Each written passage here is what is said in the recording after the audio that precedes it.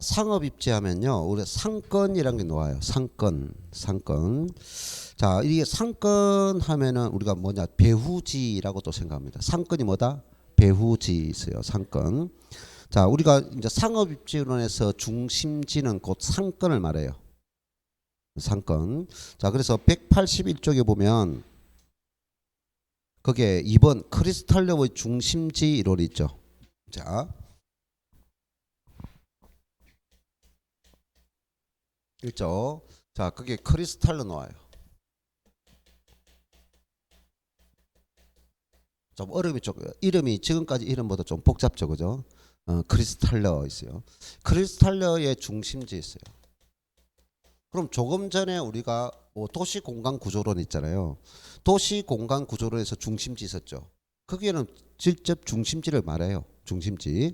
그래서 여기서 말하는 중심지라는 것은 우리가 도시 중심을 가리키는 게 아닙니다. 도시 중심이 아니고 어떤 재화가 제공되는 장소. 자, 중심지가 뭐라고요? 재화가 제공되는 장소를 우리가 중심지를 한다. 어떤 재화가. 그럼 내가 통닭집을 하면 그 통닭집이 있는 장소가 통닭을 제공하죠. 그러면 우리가 지금은 우리가 뭡니까? 옛날 동사무소가 주민센터로 바뀌고 행복복지센터인데 우리가 정부가 하는 서비스를 제공하잖아요. 그러면 그 동사무소가 있는 장소, 서비스가 제공되는 장소가 중심지라는 거예요. 되나요? 그럼 옷가게면 옷을 팔고 있는 장소. 그리고 결과적으로 이게 상권이라고, 상권. 그래서 상업입지론에서의 중심지는 재화가 제공되는 장소를 가리킨다 말이에요. 그러면 이 크리스탈러는 결과적으로 이 중심지의 그 형성 과정, 중심지가 어떻게 형성되어 왔습니까? 그 형성되는 과정을 나타내줬습니다. 형성되는 과정. 자, 그래서 보면은 181쪽에 방가루 1번이 중심지 이론과 최소 요구치라는 말이 있어요. 중심지와 최소 요구치라고 되어 있는데요. 자, 거기에는 좀 밑에 가서 2번 보세요. 방가루 1번에 2번. 중심지 이론은 칠학이나 상점의 규모와 공간적 배열 상태를 설명해 주고 있고요. 이 이론 간단히 언급하면 칠학이나 상점이 유지되기 위한 최소한의 배후지가 필요하다. 그 최소한의 배후지가 최소 요구치 개념이고, 그 다음 작은 칠학이나 작은 상점은 작은 배후지를 가지고 큰 칠학이나 큰 상점은 큰 배후지를 필요한다. 그 말은 뭐냐면은 규모가 적으면 중심지가 적고, 중심지가 되어는 그 중심지 크기가 적고, 큰 경우면 크다 이 말이에요. 그래서 우리가 여기서는 우리가 뭐가 있느냐 하면은 밑에 가서 저차 중심지, 중차 중심지, 고차 중심지 이렇게 넘어갑니다. 중심지가 클수록 고차 중심지고, 저차, 중차, 고차, 저차, 중차, 고차로 넘어간다 이 말이에요. 그 다음에 방가로 이번에 중심지 기능이 있습니다. 그러니까 기억에 중심지는 각종 재화와 서비스 공급 기능이 집중되어 재화와 서비스 공급, 방금 뭐였죠? 뭐다? 제공된다. 공급되는 장소를 중심지란다. 되나요? 자, 그럼 중심지가 있고 최소 요구치, 재화의 도달 범위, 그 다음에 중심지 성립 조건이 있는데 요 주요 개념 전체를 별표시하세요. 그 개념은 반드시 알아야 됩니다. 자, 그러면 봅시다. 자, 이 그림 보면은 좋게 요것이 뭐다? 중심지가 있어요. 중심지. 자, 중심지가 있고 그 다음에 뭐가 있느냐? 최소 요구치라는 게 있어요. 그럼 최소 요구치는 요렇게 바운더리 그렸을 때 이게 뭡니까? 재화가 제공된다. 공급되는 장소라 있죠?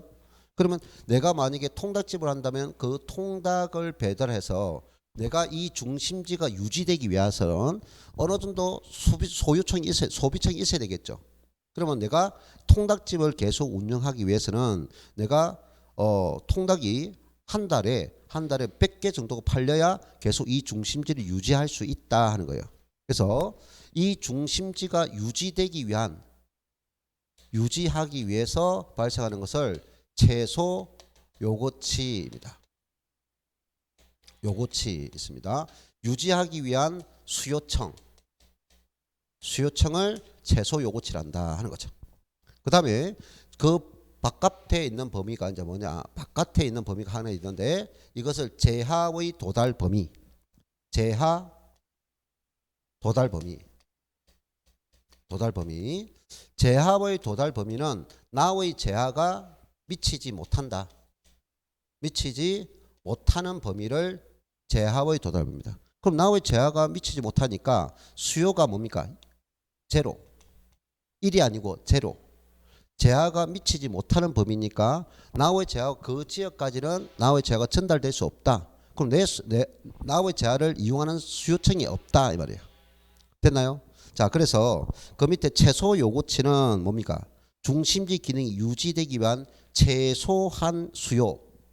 됐나요? 유지 개념과 최소한의 수요 개념이 되고, 제하의 도달 범위는 중심지가 제하 저변을 제공하는 최대한의 범위. 자, 최대한의 범위로서 뭐 판매량이 0. 그 말은 수요가 0인 척이다. 수요가 0, 판매량이 0입니다. 그래서 교통 발달로 운송비가 절약되면 제하의 도달 범위는 더 멀리 갈 수 있다. 그래서 요즘에는 우리가 뭡니까? 옛날에는 우리가 뭡니까? 교통이 발달하지 않을 때는 제하의 범위가 좁았어요. 봐본데 내 제하를 전달하는 장소가 좁았는데 요즘 교통이 많이 발달하니까 뭐 지방에 있는 것이 하루에도 서울을 바로 오죠. 그 범위가 넓어졌다는 거예요. 자, 그런 것을 말한다. 자, 그러면 세 가지 용어 났죠. 다시 중심지는 제하가 공급되는 장소. 그럼 그 제하가 이 중심지가 유지되기 위해서 최소한의 수요층이 존재하는 게 뭐다? 최소 요구치. 그 다음에 제하의 도달 범위는 나의 제하가 영향을 미치지 못한다. 그리고 수요가 0인 척. 수요가 0이라고요. 그럼 매출량이 없다는 거야. 수요가 없으니까 매출이 안 되죠. 판매량이 0. 그러면 우리가 이 중심지의 성립 조건은 무슨 범위보다 제하의 도달 범위보다 최소 요구치가 중심지에 가깝게 있어야 된다는 거죠.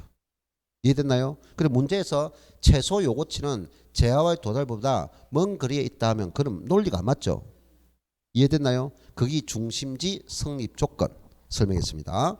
그 옆에 이제 이론 보면은 기출 문제 하나, 둘, 세 개 있어요. 그 두 번째 볼까요? 두 번째 기출. 도달 범위라 있어요. 중심지 활동이 제공되는 공간적 한계로 중심지로부터 어느 기능에 대한 수요가 1이 되는 지점. 1이 아니고 뭐다? 0. 수요가 0이 되는 지점이다. 이 말이에요. 1이 아니라 0 됐습니다. 자, 넘겨보세요. 그 다음 182쪽에 보면 있어요. 그게 그림이 있어요. 그림을 방금 내가 설명했고요. 원 2번에 중심지 계층 관계 있는데 중심지 니은에 고차 중심지가 있고 그 다음에 디귿 저차 중심지가 있어요. 그러면 저차 중심지 고차 중심지 이렇게 나눠놨는데 요것은 이거 보면 됩니다. 자, 우리가 중심지는 방금 뭡니까? 그것이 통닭집이 될 수 있고 옷가게도 될 수 있고 그리고 행정 서비스가 될 수도 있다 있죠.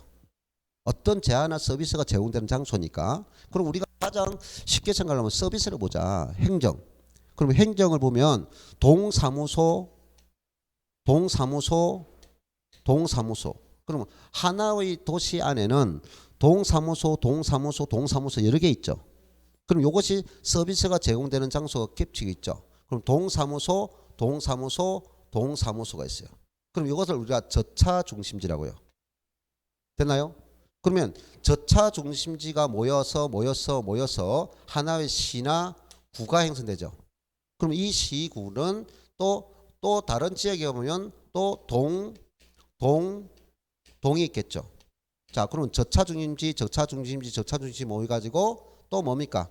시구가 형성되겠죠. 그러면 요것을 우리가 중차 중심지라고요. 이게 저차 중심지고 그 다음에 중차 중심지. 그러면 중차 중심지는 밑에 저차 중심지를 가지고 있어요, 없어요? 가지고 있죠. 이게 포섭한다는 거예요. 포섭. 되나요? 중차 중심지를 무슨 중심 포섭하고 있어요? 포섭 가지고 있다고요. 그래서 중차 중심지는 저차 중심을 포섭하고 있다. 거느리고 있다. 이 말입니다. 그러면 우리가 시와 시가 모여서 뭐가 됩니까? 도가 되거든. 도가 되죠. 도. 그럼 또 옆에 도 있죠. 이 도가 뭡니까? 고차 중심지라고요. 됐나요? 자, 그럼 이거를 보고 우리가 생각해 보자. 이거를 보고 생각해 보면 문제에서 저차 중심지는 저차 중심지와 저차 중심지의 거리는 가깝습니까? 뭡니까? 가깝다라고요. 저차와 저차 간의 거리는 가깝고 했어요. 가깝고 저차에서 고차로 갈수록 저차에서 고차로 갈수록 중심지 간 거리는 멀다라고 하겠죠. 여기까지 암기할 필요 없죠? 이해됐죠? 저차 중심과 저차 중심지 거리는 가깝고 고차로 갈수록 저차에서 고차로 갈수록 중심지가 거리는 멀다. 이거고요. 그러면 하는 일을 봅시다. 저차 중심지가 하는 일보다 고차 중심지로 하는 일이 많겠죠. 저차 중심지 하는 일보다 고차 중심지 하는 일이 더 방대하다 이 말이야. 멀다. 이것을 말하고 있어요. 그래서 그 개념이 설명이 끝난 거예요. 네. 자, 그리고 182쪽에 보면은 이제 중심 밑에 3번 가로 3번 중심지를 내용을 보는데 중심지 전제 조건 시장의 배우지 있는데 그거 빼고요. 그다음 183쪽에 보면 4번 있어요. 중심지 계층 구조 돼 있죠. 별표시. 기억에 중심 기능이 클수록 시장 지역이 넓다는 것을 알 수 있죠. 저차보다는 중차가 시장이 넓고 중차보다는 고차가 시장이 넓죠. 배우지가 넓다는 거죠. 자, 그리고 규모도 크고 중심적 거리도 멀어진다. 이미 설명됐고요. 자, 니은 고차 중심지는 저차 중심 기능을 모두 보유하고 있어요, 없어요? 가지고 있죠. 이게 뭐냐? 포섭을 벌이라고요. 자, 저 중차는 저차를 거느리고 있으니까 저차가 하는 일을 전부 통제하고 있으니까 기능을 그대로 가지고 있고, 그러면 도는 시군을 전부 다 모으니까 아래에 있는 기능을 다 가지고 있다는 거죠. 그럼 하는 일이 역할이 커진다는 거죠. 자, 디귿 고차 중심지는 저차 중심보다 숫자가 적고, 자, 고차는 밑에 있는 세 개잖아요. 그러면 여기가 적죠. 가면 이게 모여서 하나로 모여지니까 저차 중심지 수는 많고 고차로 넘어갈수록 적다 이 말이에요. 이해됐나요? 피라미드 구조다. 피라미드 구조. 자, 그다음 리얼의 저차 중심지에서 고차 중심지로 갈수록 중심지 수는 무슨 행위다? 피라미드다. 그럼 피라미드 구조다 이 말이에요. 그 말은 뭐냐? 올라갈수록 중심수가 적어진다. 중심지 수는 적어지지만 하는 일은 기능은 더 크다 이 말이죠. 이해됐나요? 예, 암기 개념 없죠. 자, 그다음에 넘겨보면 우리가 뒤에 가면 184쪽에 포섭한다라고 있죠. 포섭 원리 6번이 고차 중심지의 배우지 안에는 차수가 작은 중심지들의 배우지와 그 해당 중심지 수가 어떻게 분할 포섭되는지 중심지 계층 간의 공간 구조 체계를 설명하는 원리가 있습니다. 이은 중차원 중심지가 포용하는 저차원 중심지수는 고차원 중심지로 갈수록 그 분포도가 뭐다? 줄어든다라고 했습니다. 자, 여기까지. 자, 됐어요. 자, 그 다음에 방금 크리스탈은 중심지의 형성 과정을 나타낸다 했죠. 자, 중심지는 어떤 도시가 있어요. 자, 한 도시에 통닭집이 있다. 나는 통닭을 장사할 거야. 그럼 통닭집이 하나 들어가서 처음에는 그러면 중심지가 어떤 제한을 제거하는 상권이 하나밖에 없었죠. 그럼 충돌됩니까? 안 됩니까? 하나밖에 없으면 본인이 독점이죠. 그러면 한 도시가 있으니까 자, 예를 들면 어느 저기 우리가 핵심 도시란 것을 정부가 만들었어요. 그럼 핵심 도시가 처음 만들으니까 아직 수요층이 없죠. 그럼 인구가 좀 들어오니까 야, 저기 없는 장사 내가 해보고 싶어. 나는 통닭집을 들어가고 싶어. 그럼 통닭집에 딱 들어갔을 때는 통닭이란 제한을 제거하는 장소가 하나밖에 없어. 그런데 빈 곳이 많이 남았죠. 빈 곳 남아 보니까 또 수요가 많아. 수요가 또 차니까 통닭집 보니까 하나밖에 없네. 그럼 나도 들어가고 싶어. 그럼 또 통닭집에 한 개 더 들었어요. 또 통닭집에 한 개 들어올 때는 경쟁한다 안 한다? 경쟁을 하지 않는다고요. 왜? 아주 넓은 지역이 남아 있으니까. 처음에 들어갈 때와 두 번째 들어올 때도 굳이 싸울 필요가 없다고요. 그래서 나눠 모으면 된다는 거 나눠서. 그럼 또 들어와요. 또 들어오니까 또 하나 더 들어와요. 그럼 처음에 이렇게 할 때는 원행 행태가 되어 있다고요. 경쟁 행태가. 중심지가 처음에 그 상권에 들어올 때는 경쟁을 하지 않더라. 자, 처음에 원행 행태라는 것은 중심지와 중심지 간에 경쟁을 한다 안 한다? 경쟁을 하지 않더라 이 말이야. 도시가 중심지가. 그런데 이렇게 돼 있는 상태에서 또 중심지가 이제 들어왔어요. 이렇게 돼 있는 상태에 중심지가 들어오니까 빈 공간이 있죠. 그러면 서로 간에 제하가 미치지 못하잖아요. 그러면 새로운 중심지들 제하가 미치지 못하는 범위 안에 중심지가 들어와요. 그럼 여기 중심지가 딱 들어왔을 때는 뭡니까? 겹치는 부분이 발생해야 하나요? 겹치는 부분이 발생하더라 이 말이야. 그래서 두 번째, 첫 번째 과정이 원행이었다. 두 번째 과정은 무슨 부분이 이렇게 겹치는 부분이 있더라. 서로 간의 중심지가 서로 영향을 주는 경쟁이 발생하더라. 겹치는 부분이 있더라. 경쟁이 발생하더라. 그럼 우리가 경쟁이 발생하면 무슨 문제가 발생해요? 소비자들은 좋지만 그 제약의 서비스를 받는 소비자들은 처음에는 좋아. 처음에는 좋지만 시간이 흐를수록 뭐냐? 가열 경쟁이 되는 거야. 가인 경쟁이 되니까 오히려 뭡니까? 서비스 질이 나빠지더라는 거죠. 무슨 말인지 알겠어요? 그래서 가장 이상적인 이 경쟁을 해결하기 위해서 서로 간에 윈윈하더라는 거죠. 그래서 이 행태를 서로 경쟁하지 말자 해가지고 서로 합의점을 도출하더라는 거죠. 이렇게 합의점을 도출하다 보니까 무슨 행태가 되더냐? 육각형 모양이 되더라. 무슨 행태? 육각형 모양가 가장 이상적인 상권 형성이 되더라 하는 거죠. 무슨 모양이 되더라? 육각형 모양이 되더라 하는 거죠. 알겠나요? 그리고 우리가 이 육각형이 가장 이상의 형태가 벌집 형태가 그 육각형을 그리고 있어요. 그리고 가장 좋은 상권은 뭐다? 육각형이다. 근데 요즘에 이제 물리학자나 공학자는 아니야, 육각형보다 더 좋은 것이 우리가 팔각형이 더 좋아하는 사람도 있어요. 까지는 모든 시스템이나 어떤 건물의 구조나 육각형이 가장 좋다고 이상적이다 하고 있어요. 근데 요즘엔 또 팔각형 하고 있는데 더 현재 육각형이 가장 이상적인 형태라고 보고 있습니다. 자, 됐고요. 그다음 184쪽. 자, 184쪽 여기는 계산 문제가 나옵니다. 여기부터 이제 계산 문제가 나오는데 우리가 계산 문제 하면은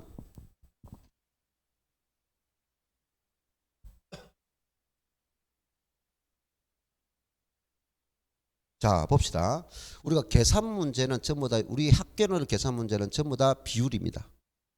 학교는 계산 문제는 뭐라고요? 비율입니다. 비율. 나눈다는 거죠. 나눈다는 거. 자, 여기서 10만 원이 있습니다. 10만 원. 만약에 10만 원이 있습니다. 그러면 10만 원을 이렇게 이것을 할당 배분을 해야 됩니다. 배분하고자 합니다. 그 누구한테 배분하고자 합니까? A와 B에게 배분하고자 합니다. 자, 10만 원 있는데 이 10만 원을 누구한테?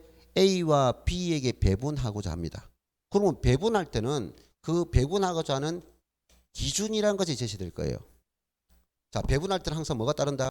기준, 뭐로 가지고 하세요? 라고 기준이 될 거예요. 그럼 기준이 되는 값이 되겠는데 그러면 이 기준을 뭐라고 할까요? 할 때 A의 인구로 하자. 그럼 인구. 자, A 도시가 있고 B 도시가 있는데 A 도시의 인구와 B 도시의 인구에 비례합시다 라고 한다면 만약에 이 도시는 100이 있고 이 도시는 200이 있다면 요 10만 원을 배분하는 방법이죠. 그럼 배분할 때는 기준이 인구수죠. 그럼 인구수 답을 내지 말고 방법 보세요.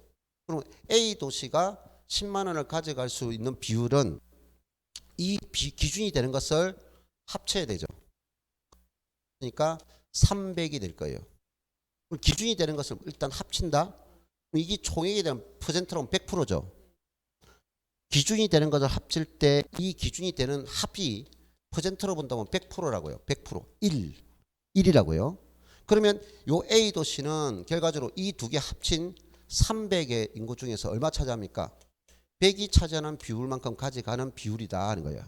그러면 B는 결과적으로 합한 기준 300에서 B가 얼마입니까? 200. 요 비율이라고요. 그러면 요 비율 값에다가 나누고자 하는 값 얼마를? 10만 원, 10만 원 곱하면 결과가 뭡니까? 10만 원이 A 도시가 가져가는 금액이 나오고 B 도시가 가져가는 금액이 나온다고요. 알겠나요? 그래서 레일 여기서 상권 분석 이론에 대해서 상업지 이론에 대해서 계산은 전부 다 이 비율 값을 산출하는 것밖에 없다는 거야. 자, 그래서 레일리의 소매 인력 법칙이 있습니다.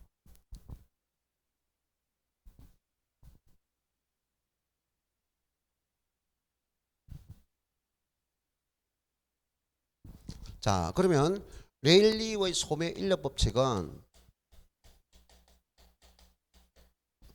소매 인력입니다. 법칙이 있어요. 여기 인력이라는 것은 뭐냐? 끌어당기는 힘, 유인력이라고 해요. 이걸 다르게는 뭐다? 끌어당긴다 해서 유인력이다 이렇게 표현해요. 유인력. 그럼 그 유인력을 뭐로 계산할 거냐? 그럼 유인력을 기준이 뭐야 이 말이야. 유인력의 기준이 뭐냐 하는 것을 묻는 거예요. 그러면 레일리의 소매 인력 법칙은 뉴턴이 뭘 연구했어요? 사과가 떨어지는 걸 보고 끌어당기는 힘, 만류 인력 법칙이죠. 그거를 응용했다. 레일리의 소매 인력 법칙은 뉴턴의 만류 인력 법칙에 착안해서 도시의 분화 형태를 나타냈다. 그래서 레일리의 소매 인력 법칙은 반드시 두 도시입니다. 두 도시간 있어요. 두 도시간. 여기서 반드시 내가 뭐라 했어요? 두 도시간입니다. 두 도시간. 됐나요? 두 도시간을 끌어당기는 힘을 연구했다. 그럼 세 도시라 말하면 무조건 답이 틀린 거야. 두 도시. 그러면 A 도시가 있겠고 B 도시가 있습니다 하는 거예요. 그러면 이 두 도시 사이에 중간에 있는 C가 있는데 요 C에 있는 인구가 있다고요. 요 인구가. 요 인구는 두 도시 사이에 있는 인구는 어느 도시로 소비를 이용할까요? 어느 도시로 가가지고 소비를 많이 할까요? 라는 거예요. 그래서 이 인구가 소비하는 패턴이 두 도시 간에 끌어당기는 힘이 있는데 그 기준이 도시가 크면 우리가 상징으로 도시가 크면 뭐다? 가운데 있는 소비가 도시의 큰 쪽으로 많이 움직이죠. 일단 하기 전에 우리가 사람들은 소비 패턴이 규모가 큰 쪽에 가서 많이 놀고 싶어.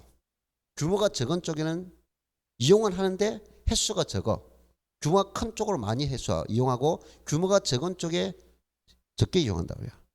됐나요?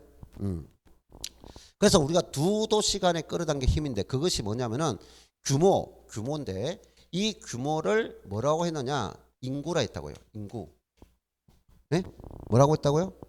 인구를 레일리는 규모로 했다고. 규모. 그럼 인구수 있습니다. 그럼 인구수가 크면 많으면 많이 끌어당기죠. 인구수가 적으면 적게 끌어당기죠. 많으면 많이, 적으면 적게. 그러면 많으면 많이, 적으면 적게니까 비례한다는 거죠. 그럼 인구수에 뭐한다? 비례한다 하는 겁니다.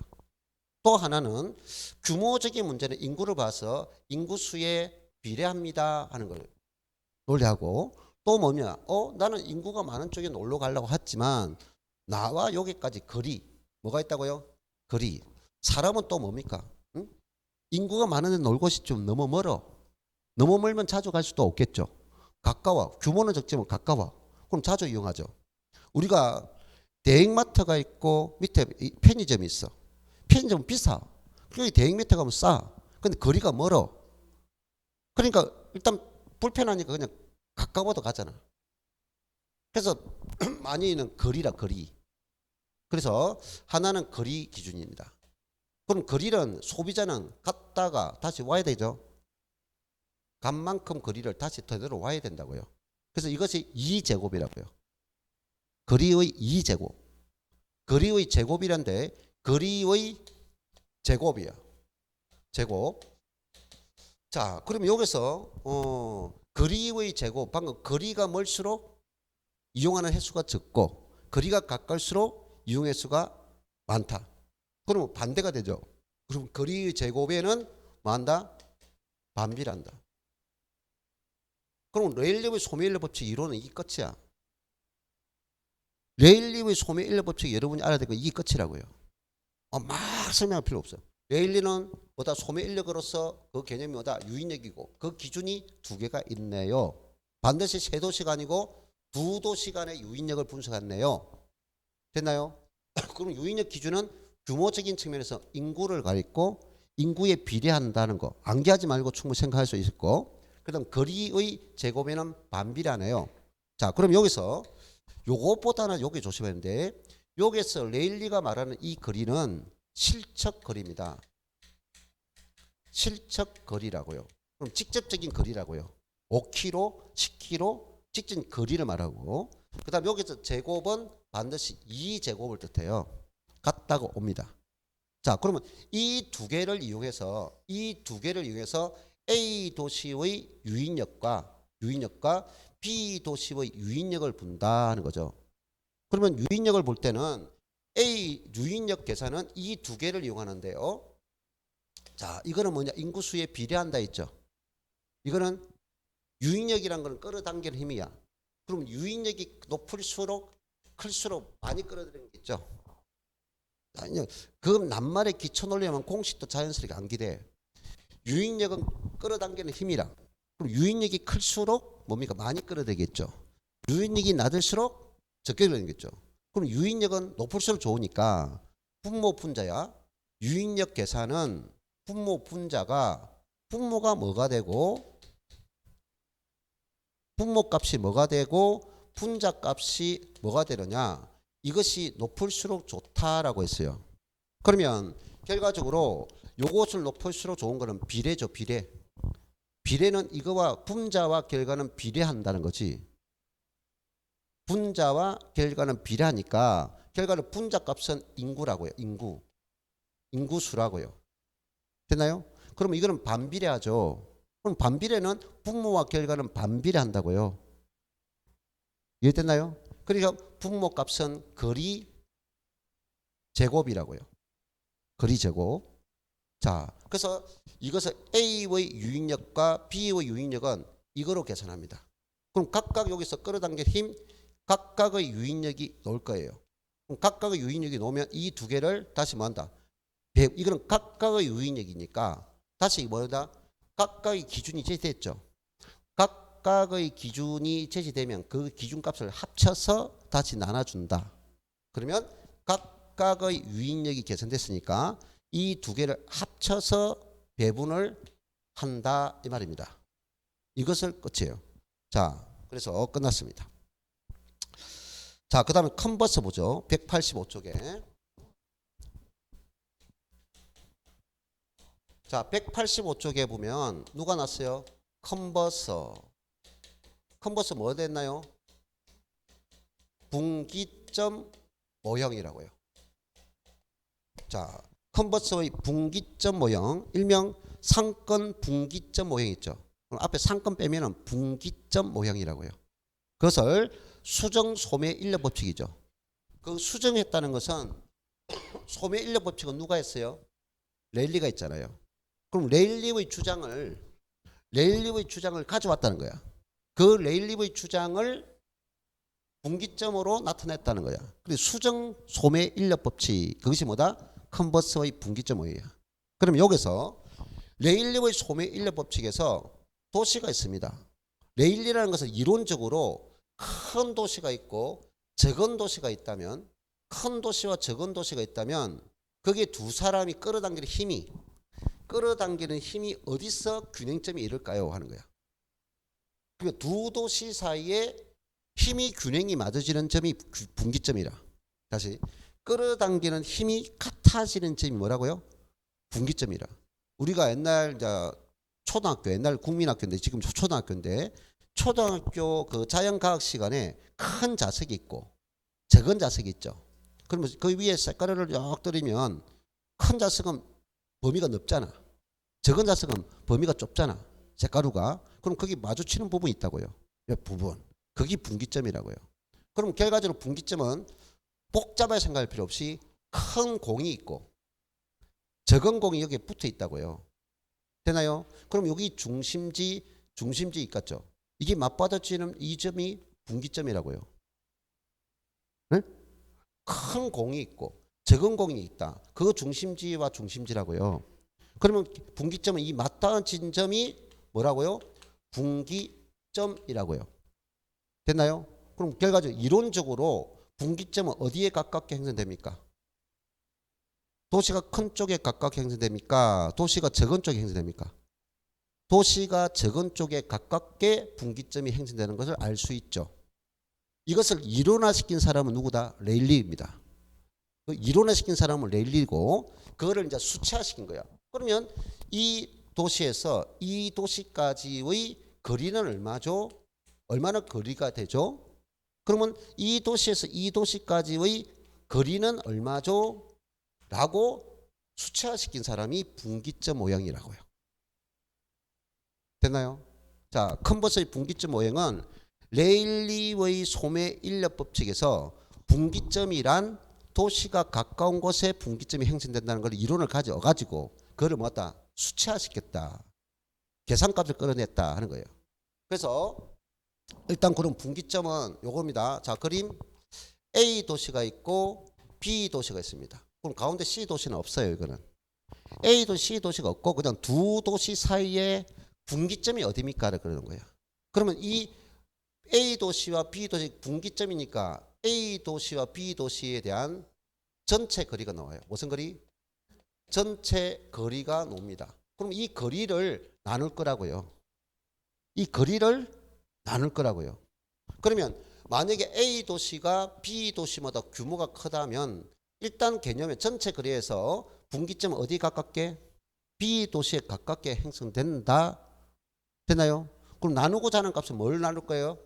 전체 거리를 가지고 나눌 거라고요. 전체 거리를 가지고 나눌 거예요. 그래서 나누는 값, 이 계산은 분모자가 뭐면 나누고자 하는 값이 뭐가 있다? 분자라고요. 나누고자 하는 값이 뭐라고요? 분자라고요. 그래서 A 도시에서 B 도시 사이의 거리, 전체 거리를 나눌 거라고요. 나눌 때 1 플러스 1 플러스 루트 값이 들어갑니다. 루트. 만약에 문제에서 A 도시에서 분기점까지 거리 하면은 항상 기준이 되는 값은 분모입니까? 분자입니까? 분모. 분모가 있으니까 자식이 있는 거야. 그리고 기준은 항상 분모 값이라고요. 다시 분수를 보면 아주 간단해요. 분모가 있으니까 자식이. 분모 분자라는 용어를 쓴 거는 부모가 자식이라고요. 그래서 지문이 A 도시에서의 분기점 하면 A가 기준이니까 분모가 뭐다? A. 그럼 묻고자 하는 건 B가 된다고요. 그래서 A 도시에서의 거리를 묻는다면 이걸 1번 묻는다면 안에 있는 값은 A분의 B 거리가 됩니다. 그럼 만약에 2번 B 도시에서의 거리는 얼마입니까 하면은 B분의 A가 된다고요. 이해됐어요? 그럼 요것만 놓을 줄 알면 이 공식만 알면 이 문제는 풀린 거야. 우리는 계산기를 가지고 하니까 또 복잡한 계산이 아닙니다. 그러면 여기서 이제 뭘 또 이해해야 될까요? 결과적으로 이 문제는 이것을 산출한 게 문제죠. 루트값. 자, 이 루트예요. 루트는 2제곱을 뜻합니다. 루트는 무엇을 제곱을 뜻한다? 2제곱. 같은 숫자가 두 번 반복되는 경우를 말한다고요. 같은 숫자가 두 번 반복. 그럼 루트 값을 없애야 되잖아요. 루트 값을 없애주는 방법이야. 그러면 우리가 밑에 안에 있는 결과값이 루트 4가 놉니다. 루트 25가 놉니다. 루트 64가 놉니다. 알겠나요? 그럼 우리는 국어셈 중에서 일단 2는 4 같은 숫자 3은 9 이것만 알면 돼요. 더 이상 복잡한 거는 문제를 개념을 묻는 문제니까 쓸데없이 이거를 가지고 비꼬는 문제를 안 논다고요. 알겠어요? 그럼 결과적으로 이게 4면은 이거는 뭡니까? 2는 4가 떨어지죠. 아, 그럼 루트를 베끼면 이건 얼마 된다? 2가 되구나. 되나요? 그러면 계속 올라갑니다. 4, 4, 16, 5, 25. 그럼 이거 루트를 베끼면 이건 얼마 된다고요? 5가 누구나. 됐나요? 그럼 64, 루트 64를 베끼면 이건 얼마 돼요? 7, 7, 49, 8, 8, 64. 8이 되네요? 됐나요? 그거 하면 돼. 그래서 1을 더해서 나눠주면 되는데 이게 컨버스의 분기점 모형이라고. 자, 됐습니다. 그 다음에 그래서 이제 186쪽에 갑니다. 186쪽에 가면은 그게 예제 문제가 있어요. 예제 문제. 찾았습니까? 네.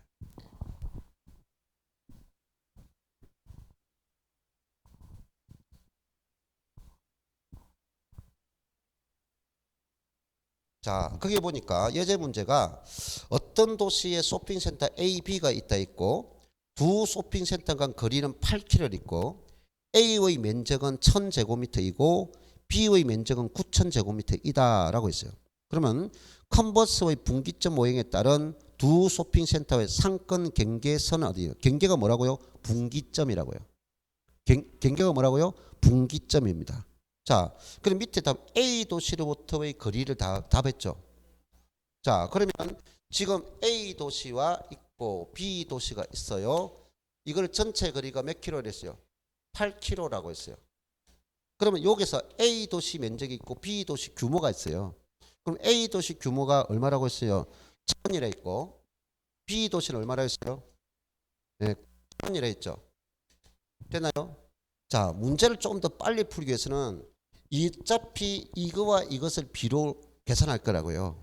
어차피 이 8을 나눌 거라고요. 8. 일단 공식을 적어봅시다. 일단 공식 적어보면 문제는 그럼 일단 보면 어디에 가깝게? 이것이 B가 A보다 규모가 큰 도시죠. 그러면 분기점은 어디에 가깝게? A에 가깝게 하면 되겠죠. 그래서 A 도시에서 여기까지 거리는 얼마입니까? 물을 수도 있다. 이거를 구하면 B 도시 거리도 알 수 있죠. 8km에서 이거 알면 이거 구하고 이거 알면 이거 구하죠. 그럼 어떤 것을 구해도 관계는 없다. 근데 실제로 구하는 방법은 나누고자 하는 값 얼마입니까? 위에 있는 거 8이에요. 8. 되나요? 8km라고요. 그러면 앞에 뭡니까? 1 플러스 루트가 들어가죠. 그럼 A 도시에서 거리를 물다면 기준이 A가 되죠. A분은 B 하면 돼요. 그러면 1000이 되죠. 그 다음 9000 되죠. 됐나요? 자, 그러면 분모 분자에 같은 숫자가 있으면 약분한다, 상쇄한다고요. 이해됐나요? 그러면 계산기 뜰 때도 그냥 9가 넣어줘. 9가. 그럼 요 값이 9가 넣었으니까 루트 9가 났으니까 아까 루트를 없애면 뭐가 된다? 3, 3은 9 하니까 이게 3이 넣어줘. 그러면 3이니까 이것을 더하면 4가 넣어줘. 그러면 결과는 얼마입니까? 2가 넣어줘. 전체 8km 중에서 2. 그럼 요거는 2km면 요거는 몇 킬로? 6km 넣어줘. 뭐 시간이 많이 소요되는 문제가 아니잖아요. 맞죠? 네? 아, 이것이 뭐 복잡한 논리도 아니고 방금 루트가 2제곱이니까 9곱셈 2는 4 이거 설명 암기 못하고 있는 건 아니겠죠? 그래서 이것이 컨버스 분기점이다. 그러면 허퍼 갑니다. 허퍼. 186쪽의 밑에 아래 5번 허퍼.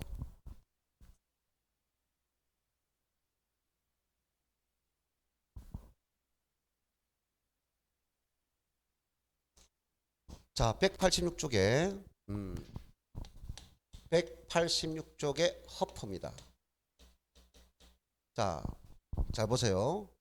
레일리란 사람은 반드시 무슨 도시입니까? 두 도시 사이에 있는 한 도시 인구가 어느 도시로 많이 이용할 건가를 이용했고, 허퍼는 한 도시입니다. 허퍼는 무슨 도시? 한 도시 안에서 소비자들은 어느 상점을 이용할 확률이 높으냐? 자, 다시 갑니다. 레일리는 무슨 도시? 두 도시 사이에 있는 인구가 어느 도시를 이용할 확률이 높습니까? 개념이고, 그 다음에 허퍼는 한 도시에 있는 인구, 소비 인구가, 그럼 한 도시의 인구가 다 소비를 하는 건 아닌데 한 도시에 있는 인구 중에서 소비 인구가 있을 거야. 그 소비 인구는 어떤 상점을 이용할 확률이 높습니까? 그러면 레일리나 이거랑 똑같네요. 배분하는 방법이 똑같다고요. 단지 기준은 어디 잡아놨냐는 거죠. 레일리는 두 도시 사이에 있는 인구가 어느 도시를 이용할 확률이 높습니까 하는 거고, 네? 허프는 한 도시에 있는 소비 인구가 어느 상점을 이용할 확률이 높으냐. 그럼 우리가 상점이는 도시는 두 도시밖에 안 하는데 상점은 한 도시 안에 상점이 여러 개가 있겠죠. 두 개가 있을 수도 있고 세 개 있고 네 개, 다섯 개 될 수 있죠. 그래서 우리는 문제는 그 상점을 2개 아니면 3개를 제공한다고요. 2개 아니면 3개. 자, 그럼 봅시다. 한 도시가 있고 한 도시에 소비 인구가 있습니다. 그럼 문제를 줄 때 이 소비 인구를 줄 때 일단 전체 인구를 줍니다. 전체 인구를 줍니다. 그럼 전체 인구에서 몇 프로만 이용을 합니다. 이래 줘요. 그럼 만약에 한 도시 인구가 10만 명이다. 그 10만 명에서 60%만 상점을 이용합니다. 하면은 소비 인구를 먼저 계산해야 되겠죠. 그럼 소비 인구는 얼마다? 6만 명이 되겠죠. 그 6만 명이 소비하는데 어떤 상점이 있느냐? A 상점, 그럼 B 상점, C 상점 등등 있어요. 그럼 상점이 3개라면 2개라면 이것도 배분 기준이 있다고요. 자, 그래서 허퍼의 확률 분포, 어디 확률이다? 상점에 이용할 확률이라고, 확률. 그 확률 분포 모형이다. 이렇게 말하는데요. 자, 그럼 확률 분포 모형은 요 A 상점에 대해서 아까 우리가 레일리도 규모를 했죠. 레일리의 규모는 도시의 뭐를 기준한다고 했어요? 인구수를 일반적으로 한다고요. 물론 면적을 할 수 있어요. 근데 상점은 규모가 크다. 그래서 서법의 확률 모형에서 규모라는 것은 면적이라고요. 뭐라고요? 면적. 규모를 면적이라고요. 그럼 면적이 클수록 소비자는 넓은 면적에 가서 소비하고자 한다는 거죠. 심리가. 그러니까 면적에 뭐한다? 비례한다 하는 거죠. 면적이 비례한다. 자, 그러면 좀 뭡니까? 여기 상점까지 이동을 해야 되겠죠? 자, 근데 상점까지 이동해야 돼요. 그럼 여기서 이제 뭐가 되느냐? 거리 개념하고 거리 개념 나와요. 무슨 개념? 거리 개념 나와요. 거리의 제곱 나와요. 그럼 거리의 제곱에 뭐한다? 반비례한다. 그러면 아까 레일리의 소멸 인력 법칙이나 이거랑 같아요, 달라요? 같네요. 같다고요. 그럼 아까 저거는 인구에 비례하고 이거는 면적에 비례하고 그럼 거리의 제곱에 반비례한다. 거리의 제곱에 반비례한다. 똑같잖아요. 그러면 우리가 이것도 끌어당기는 힘이니까 이걸 분모 분자 위치에서 이것이 높을수록 좋다 했잖아요. 그럼 우리가 분자는 결과와 비례하니까 비례되는 값은 어디? 비례되는 값은 분자 값이 된다고요. 각 산점의 면적, 분자는 면적이 되고 그러면 반비례되니까 분모와 결과는 반비례하죠. 됐나요? 반비례한다. 그럼 여기는 뭡니까? 거리가 되겠죠. 거리. 됐나요? 자, 그런데 여기서 거리의 제곱이란 것이 있는데 제곱 여기서 거리의 제곱 있는데 요거는 거리가 맞아요. 거리가 맞는데 여기서 제곱이란 의미가 아주 중요하다고요. 이 제곱은. 아까 레일리의 소멸 인력 법칙은 이 거리가 실적 거리라 했죠. 실적 거리기 때문에 갔다가 오는 제곱이니까 이 제곱을 한다 했어요. 무조건. 근데 여기서 제곱이라는 것은 여기서 이 상점까지 갈 때 걸어서 가겠느냐? 걸어서 가겠느냐? 그럼 걸어서 가는데도 사람이 같은 거리에 있어도 사람에 대해서 소비 인구가 요 상점을 선호도가 있어요. 접근성이라고요. 나는 이 상점의 이미지가 좋아. 이미지, 접근성. 또 요게 똑같은 거리라도 도보로 움직일 수도 있지만 그게 도보로 있는 같은 왼쪽에 있는 소비자 있고 오른쪽에 있는 소비자 있고 가운데 상점이 있어. 이쪽에는 도로가 노면 일반 도로고 여기는 도로가 아주 평탄하게 좋아. 또 여기서 도는 건 교통수단이 좋아. 접근성이 용이하다고요. 이건 접근성이 안 좋아. 이런 것을 고려하는 것을 마찰 계수한다고요. 무슨 계수? 마찰 계수입니다.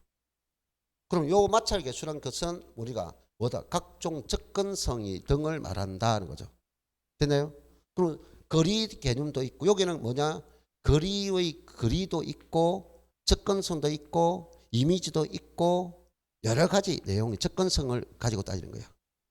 그러면 거리의 제곱이 지금 이것이 거리의 제곱 개념이 뭐다고요? 마찰 계수라고요.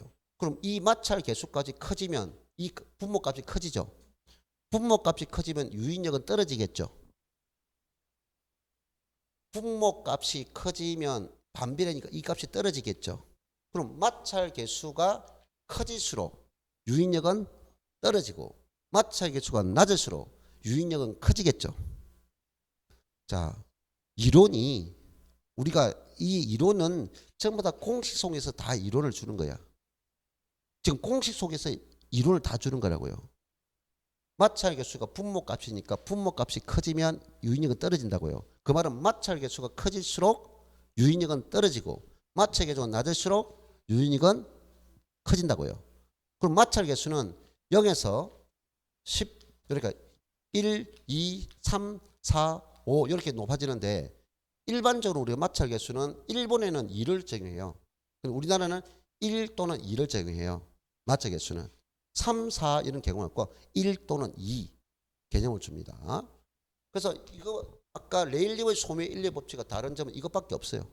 그러면 A 상점의 유인력을 계산하면은 방금 뭡니까? 거리 마찰 개수에 대한 그게 면적. 그럼 이건 A 상점 자체의 유인력이죠. A 상점 자체의 유인력이 나오고 B는 B대로 거리 마찰 개수 B 상점의 면적하면 B 상점의 유인력이 나오겠죠. 그럼 C 상점의 거리 마찰 개수 그다음 면적 주겠죠. 그러면 이게 그럼 각 상점의 뭐냐 유인력이 됐으니까 배분해야 되죠. 요 6만 소비 인구를 어느 상점에 이용하는지 나눠야 되겠죠. 그럼 나누려면 각 유인력을 다 뭐 해야 된다. 합산시켜 줘야 되겠죠. 이해됐나요? 각 상점. 그럼 만약에 이게 10% 이거는 20% 요거는 30% 낮다 가정한다면 이 전체 합한 거 60%잖아요. 유인력이. 그럼 A 상점은 결과적으로 얼마? 60분의 A 상점이 가지는 비율 10 하면 된다고요. 6분의 1만큼 곱해주면 된다 이 말이야. 만 되겠죠.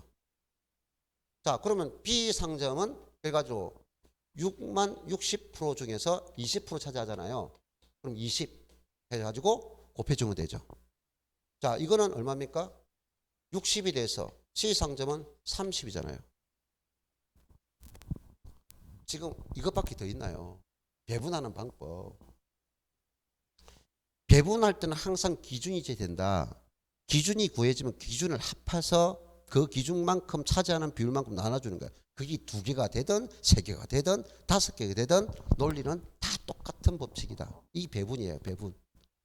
알겠습니까? 끝났어요. 자, 그래서 187쪽에 보면 원 4번 있죠. 공간 마찰 개수 있어요. 별표지 3개. 자, 됐고요. 자, 그럼 뒤에 문제 한번 보겠어요. 188쪽에 이거 문제 풀고 쉬고 그다음 오늘 마지막에 투자론의 기초 이론 설명드리겠습니다.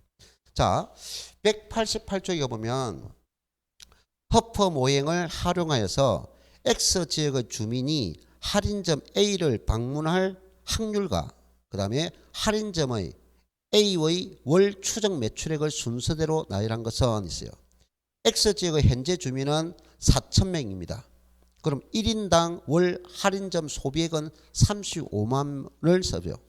공간 마찰 개수는 전부 다 2를 줬네요. X 지역의 주민은 모두 구매자다. 이런 거 잘 봐야 돼요. 그러면 모두 구매자에 4,000명이 다 소비한다 이 말이잖아요. 그리고 A, B, C 할인점에서의 구매한다고 가정한다. 문제 풀 때 우리 계산 문제예요. 계산 문제 이런 것이 오히려 정확하게 빨리 풀수록 빨리 답할 수 있어요. 자, 여기에 할인점 A가 적용됐고 할인 B가 적용됐고 할인 C가 됐죠. 자, 면적이 있죠. 야, 기분 좋게 이거 문제 참 쉽게 나왔다고. 왜? 분자값을 바로 위에 줬어. 면적. 면적 얼마 줬어요? 500. 자, B는 얼마 줬어요? 300. 그 다음에 450. 여기 줬네요. 자, 그 다음 면적 줬고 바로 밑에는 뭐가 줬나요? 거리 줬죠. 거리 줬어요. 자, 얼마 줬느냐? 5, 10, 15. 5, 10, 15 됐죠. 그러면 내가 어떻게 했어요? 각 상점의 유인력을 각각 계산을 했죠. 그럼 각 상점의 유인력을 자, 본 문제는 면적과 거리가 바로 나타나 있네요. 대신에 요거를 나누면 이것이 되잖아요. 이것이. 근데 여기만 뭐 주나요? 마찰 개수. 얼마 줘요? 2. 요것도 2. 전부 다 마찰 개수 2를 다 줬네요. 그럼 5, 25 하니까 이거 노죠. 이것을 계산하니까 이것이 20이 노더라. 얼마 논다? 20.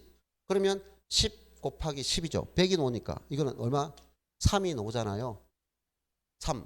요거를 암산하는 게 아니라 계산기 두드리면 된다고 했어요. 시간 많이 안 걸려요. 그럼 이거 계산하니까 이것이 얼마 나와요? 그게 2가 나와요. 2. 됐나요? 그래서 각각의 유인력을 이제 뭐 하자? 더하자. 그럼 더하니까 얼마 돼요? 25가 나오죠. 기준이 제시됐고 기준을 더한다. 기준을 가지고 돼야 되고 기준을 더해서 그 기준값을 가지고 배분한다 이 말이에요. 그럼 전체 기준은 25가 됐죠. 그럼 25에서 A가 가져가는 비율이 되죠. 그럼 A는 얼마 돼서 25에 대한 20이죠. 됐나요? 그러면 B는 얼마예요? 25에 대한 3이고 요거는 25에 대한 1을 되겠죠. 맞나요? 자, 그리고 지금 본 문제가 지금 어느 지금 무엇을 물었어요? A를 물었잖아요. A를 물었잖아요. 그러니까 각각 물으면 요래 한 그러면 나중에 이거 문제 풀 때는 이것만 다로 구하지 이거를 굳이 할 필요 있어요, 없어요? 없잖아요. 그럼 A를 이거 하면 계산기 두드리면 이거 답이 되고 유인력이 바로 되고 그럼 여기다가 뭘 곱하면 된다? 4,000명을 곱하면 또 답이 나오죠. 자, 그래서 이거는 어려운 문제가 아니라 그냥 계속 그대로 똑같은 문제를 빠르게 풀어보면 되는 거예요. 알겠어요? 그러면 여기 또 인구수가 나오면 소비 인구수가 나오면 지금 얼마나 추정 매출이 됩니까? 인구당 얼마가 소비된다고 했어요? 35만 원이니까 요 인구수 곱하면 매출액이 나오겠죠. 예, 요것이 됩니다. 자, 이렇게 해서 예, 상업 입지 이론 끝났습니다. 그 다음에 정책론은 이번 과정에서 안 한다 했고요. 투자론 하겠습니다. 마지막 시간에 한 30분 정도는 40분은 투자론 가겠습니다.